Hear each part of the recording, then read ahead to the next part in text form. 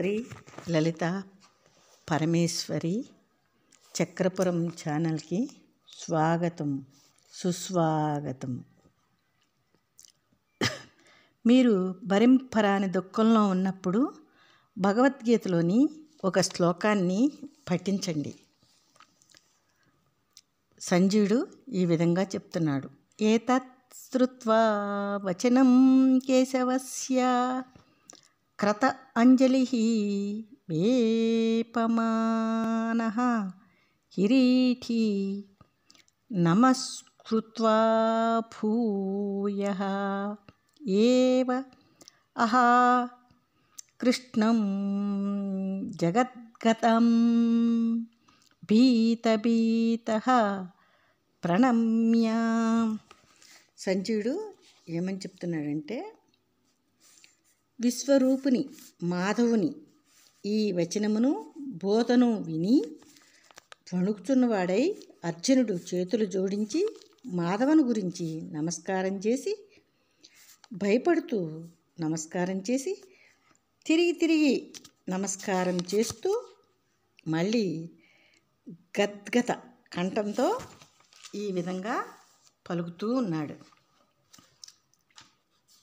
స్థాని హృషికా ఈశా తవ ప్రకీర్త్యా జగత్ ప్రహృష్యతి అనురచ్యతే చ రక్షాంసి భీతాని దిశః ద్రవంతి సర్వే నమస్యంతి చ సిద్ధ సజాగః.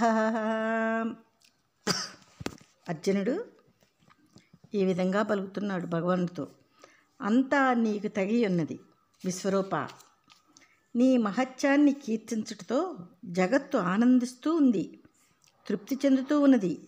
భయపడుచున్న రాక్షసులు నలుదిక్కులు పరిగెత్తుతున్నారు.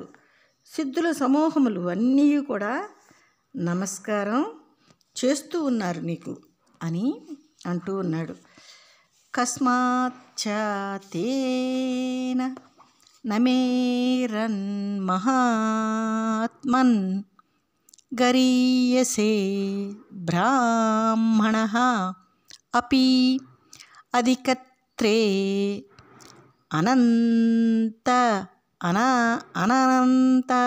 దేవ ఈశా జగత్ నివాస త్వం అక్షరం సత్తత్పరం యత్.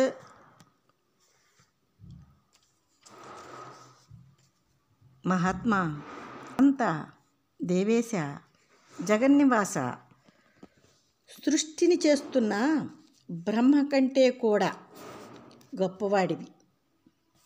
నీకు ఎందుకు నమస్కరించుకుంటారు? ఏది వ్యక్తమయ్యేది, వ్యక్తం కానిది, పరమము, నాశనం లేనిదో అదే నీవు, అన్నీ నీవే అని అంటూ ఉన్నాడు.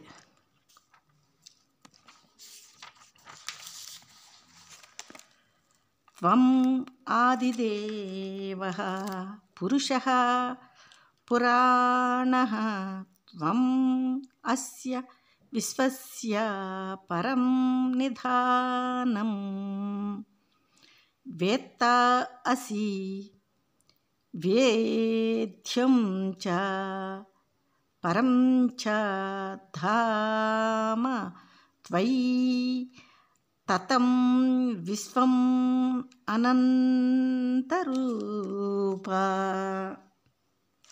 అనంత రూప, నీవు ప్రధాన దేవుడివి, సనాతన పురుషుడివి. ఈ జగత్తునకు నీవు పరమమైన స్థానం, సర్వమును తెలుసుకున్నవాడవు, సర్వులు తెలుసుకోవలసిన వాడివి, పరమమైన ధ్యేయాన్ని కూడా అయి ఉన్నావు. జగత్తంతా నీ చేత వాయుః యమః అగ్ని వరుణః శశ అజగ్ కః ప్రజాపతి త్వం ప్రపీతమహీ చ నమః నమః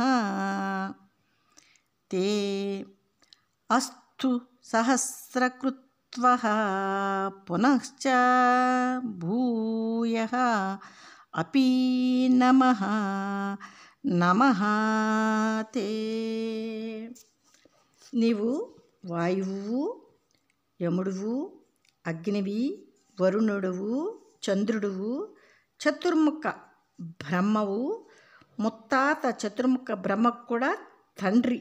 వేల సార్లు చేయబడిన నమస్కారము నీకే అగుగాక.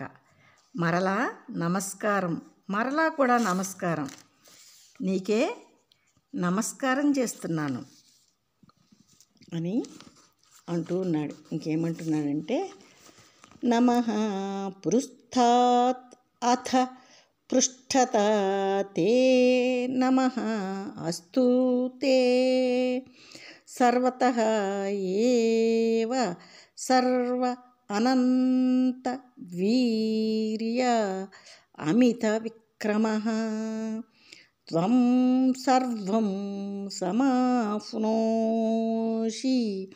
తదః అసి సర్వః. సర్వుడా, నీకు ఎదుట ఇంకా వెనుక నమస్కారము, అన్ని వైపుల నుండి కూడా నీకు నమస్కారం అగుగాక. నీవు అనంత శక్తిమంతుడివి, అంతులేని పరాక్రమం గలవాడివి, సర్వము వ్యాపించి ఉన్నావు, అందువలన సర్వుడువైనావు అని అర్జునుడు భగవానుడితో అంటూ ఉన్నాడు విశ్వరూపాన్ని చూసి.